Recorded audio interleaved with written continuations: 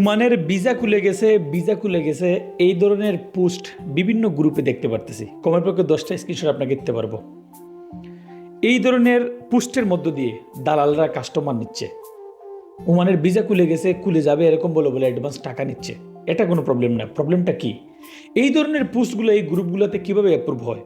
এটার জন্য বাংলাদেশ এম্বাসির ঊর্ধ্বতন কর্তৃপক্ষের দৃষ্টি আকর্ষণ করতেছি, সুশীল সমাজের দৃষ্টি আকর্ষণ করতেছি, সোশ্যাল অ্যাক্টিভিটিজের দৃষ্টি আকর্ষণ করতেছি। আপনারা এটার বিরুদ্ধে অ্যাকশন নেন, দরকার আরবিতে কমপ্লেন করেন। সব ধরনের রুলস রেগুলেশন এই দেশে রয়েছে। এই ধরনের গ্রুপ কোন উদ্দেশ্যে এই ধরনের পোস্টকে অ্যাপ্রুভ দেয়? পোস্ট অ্যাপ্রুভাল দেওয়ার আগে যদি তারা কোনো ধরনের সিস্টেম না জানে, অ্যাডমিন না থাকে, তাদের বিরুদ্ধে অ্যাকশন নেন। কারণ এই গ্রুপের থ্রুতে মানুষ বিভিন্নভাবে প্রতারিত হচ্ছে।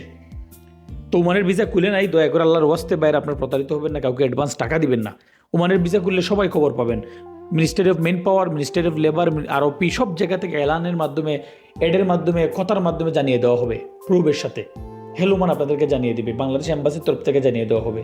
এর আগ পর্যন্ত কোনো ব্যক্তিগত কোনো একজন লোক, মনে করেন আমি আপনাকে বলে দিলাম নো, হবে না। আমি কোনো এমন কোনো কিছু হই নাই যে আমি বললেই ভিসা খুলে গেছে প্রমাণিত হয়ে যাবে।